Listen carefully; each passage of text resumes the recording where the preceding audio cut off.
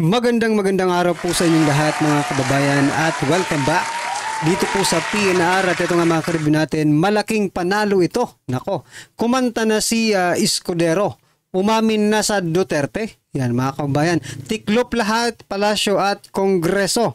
Yan mga kababayan, patungkol po riyan ang ating alamin at bibigyan ng komento ngayong araw na ito. Pero bago pong lahat, kung di ka pa po nakapag-subscribe sa ating munting channel, please don't forget to subscribe at palike na rin po ng video ito. At ito nga mga kababayan, simulan na po natin to. Sawanya ang bayan ko sa magnanakaw na tao.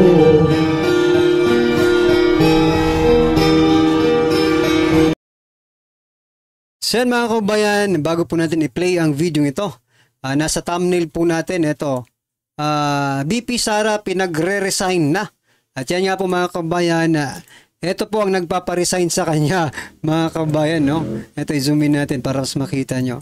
Yan po si Secretary Gadon. Yan mga kababayan. Sabi po ni Gadon, I suggest that VP Sara Duterte should resign and not wait for the impeachment trial to proceed. Sabi niya, kailangan mag-resign siya para pwede pa siyang tumakbo sa 2028. Nako, concern. For presidential election. Gustong-gusto ko siyang tumakbo kasi gusto ko silang mapahiya. Aba, grabe. Bakit daw? Bakit mapahiya? Na talagang wala naman talagang boto ang Duterte. Masyado lang silang nagki-claim na number 1. Okay? Nasa palagay nyo? Nasa tamang ano pa ba siya Gadon? Nasa tamang pag-iisip pa ba? Kasi 'di ba, nasa isip mo naman yung ang tawag diyan yung memorya, 'di ba? Kasi kung wala ka ng memory, no?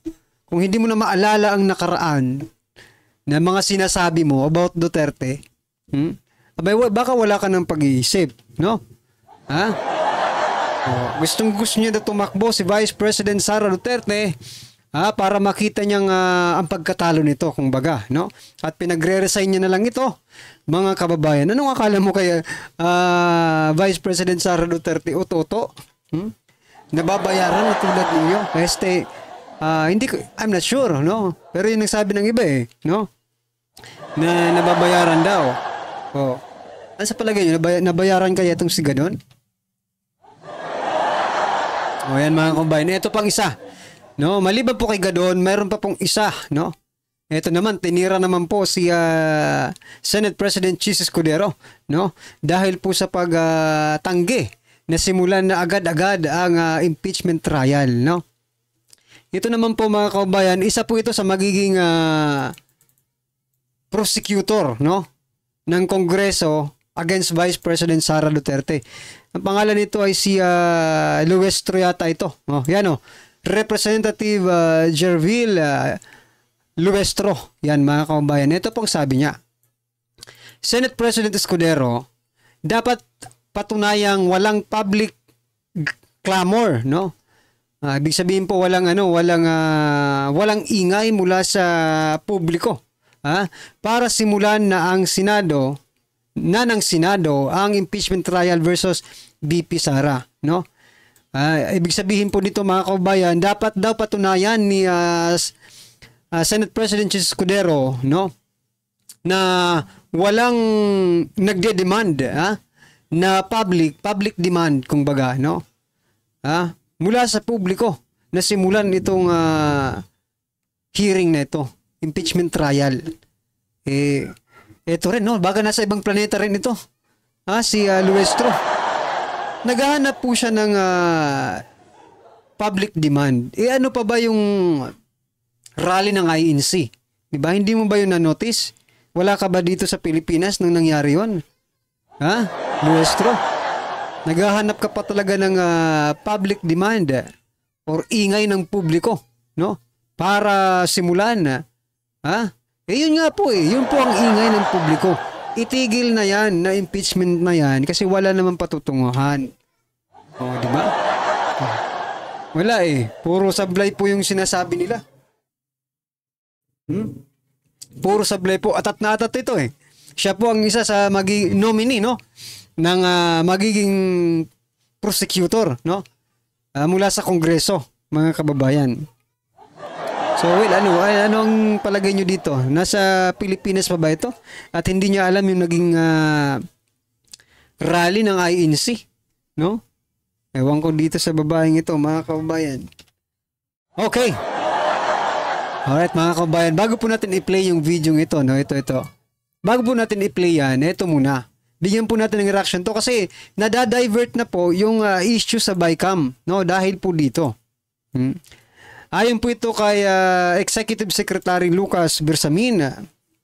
Sabi niya po, mga kababayan, for so long, our investment attractiveness has been dragged down by this dirty money having label. Sabi niya, this will have good financial housekeeping benefits overseas Filipino as it would make cross-border transactions faster, no? Mabilis na daw ang mga transactions at magiging cheaper, no? As layer of compliance barriers are removed. Ito po ay patungkol, mga kababayan, sa pagkakatanggal ng Pilipinas dito po sa tinatawag na gray list ng Financial Action Task Force, no? About dito po sa pagtugon sa money laundering and terrorist financing. Okay, sinasabi po dito ni Executive Lucas Bersamin, no, na our investment attractiveness. So, eto lang, mga kababayan, kung talagang nangyari po ito sa administrasyon ninyo, baka kasi, mga karibin natin, itong resultang ito, no, na pagkakatanggal sa gray list ay malamang trabaho pa ito ng nakaraang administrasyon. Dahil, no? Dahil hindi naman natin nakikita yung sinasabi dito ni Executive Bersamin na sinasabi niya, our investment attractiveness has been dragged down. Okay? Ibig sabihin nito, mga kababayan, no? Nasaan yung sinasabi mong investment? Talaga bang ito ang dahilan? Nagtatanong lang, talaga bang itong money laundering and terrorist financing yung dahilan kung bakit walang pumapasok na investment sa bansa natin? Kasi sabi mo, drag down, diba? Walang pumapasok. Kahit anong gawin ni President Bongbong Marcos Jr. na papunta-punta sa iba't ibang bansa, no? Dahil pala dito sa money laundering and naniniwala bang taong bayan dyan? Na dahil dito? Kaya walang pumapasok na investment? Or dahil mismo sa presidente natin? No? Na walang isang salita. Depende po 'yan, no, sa inyong analysis, mga kababayan. Kung ang paniniwala nila ay ganyan, wala tayong magagawa. But wag niyo pong alisin, no, sa isip ng taong bayan kung bakit walang nakukuhang investment, because una, ito personal, coming from me, hindi po galing sa inyo, no? At opinion po ito. Una, dahil po sa ating presidente, the history of his family, no? Nung nakaraan na plunder, 'di ba? May interview nga yan plunder, no? Plundering of funds, yan, mga kababayan. Pangalawa, dahil sa nakikita ng international community ng iba't ibang bansa na ang ating presidente ay wala namang isang salita. Di ba? Yun. Maybe meron kayong iisip, no? I-comment nyo na lang, mga kababayan, at malaman din po natin. Pero kung sasabihin nila dahil po dito, kaya walang pumapasok na investment, mahirap yatang paniwalaan yan. Di ba? Bakit ayaw nila mag-invest sa Pilipinas? Kung ganito na pala, natanggal na tayo sa gray list, no? Bakit wala pa rin nag-i-invest? Tapos sasabihin, well anyway, that's their opinion. At ang nakikita ko po dito,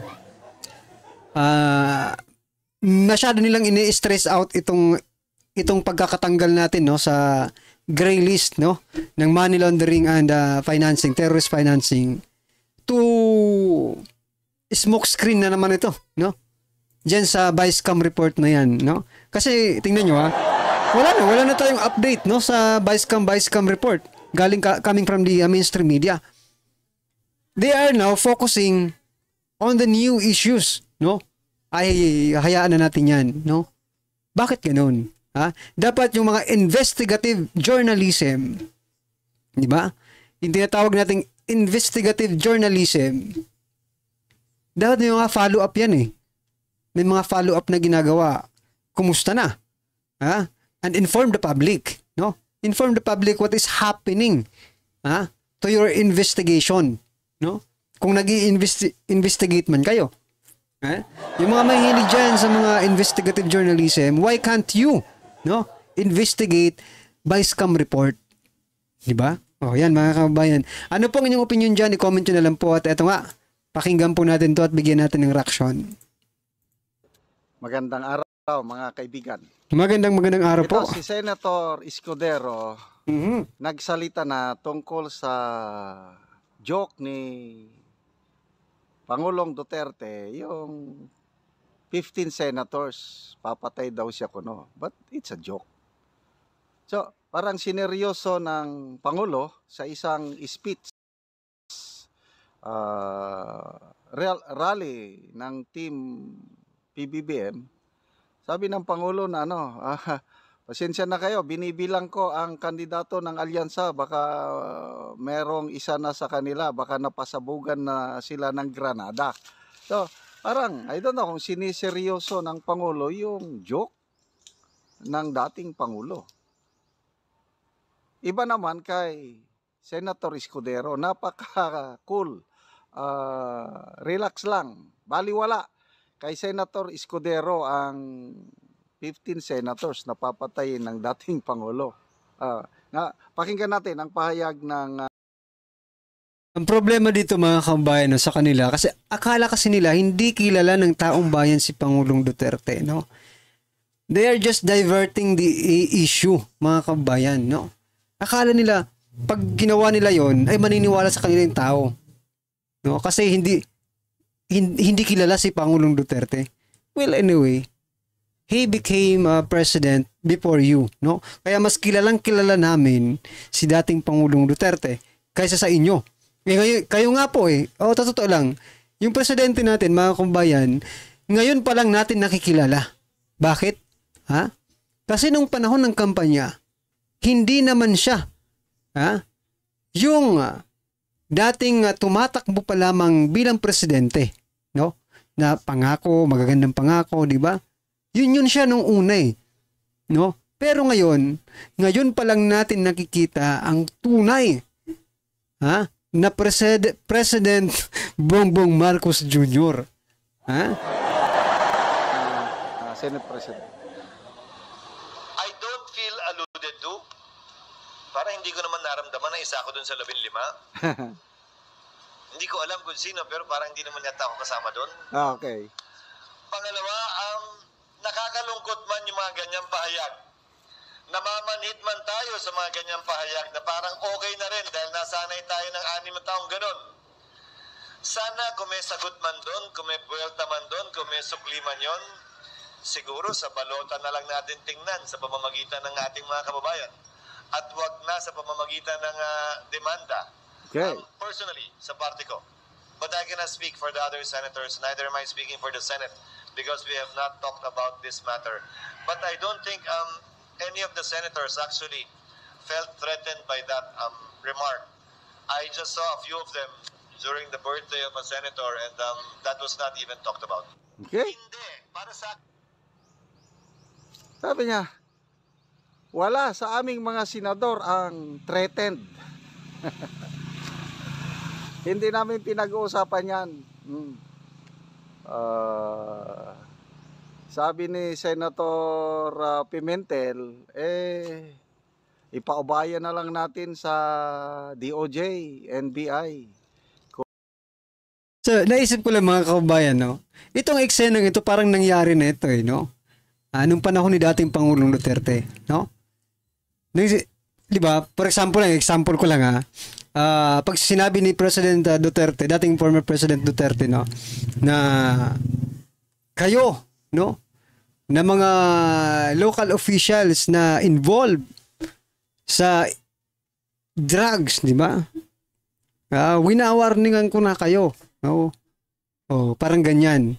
Ngayon, yung magre-react lang po dyan, mga kababayan, yung mga involved sa drugs. Now, mga kababayan, mga senators po ang sinasabihang gugurgurin. Diba? Bakit yung putak ng putak, hindi naman mga senators? Mga congressman, si Torre, si President Bongbong Marcos Jr. Sila po yung affected, no? Doon po sa sinasabi ni Pangulong Duterte. What does it mean, mga kababayan? No? What does it mean? Sila po yung tinamaan. Doon sa sinabi ni Pangulong Duterte. Are they threatened? No? Hindi naman kayo yung sinasabi. Bakit kayo ang nagdemanda pa? Diba? I mean, nagreklamo pa. Yan nga po mga karabin natin eh. Walang ano dito. Puro sila, ang nakikita ko po mga kababayan, no? Lahat ng sasabihin ni Pangulong Duterte, itong mga congressman, si Torre at iba pa, no? They will always, no?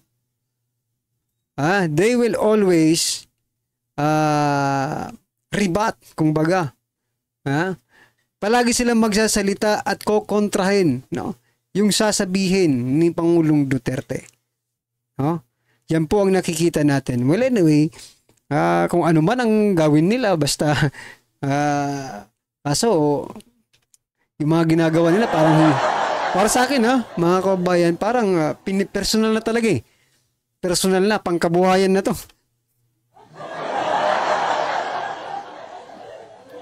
Pangkabuhayan na po ang kanilang ginagawa, no? Di ko alam kung what is the condition behind.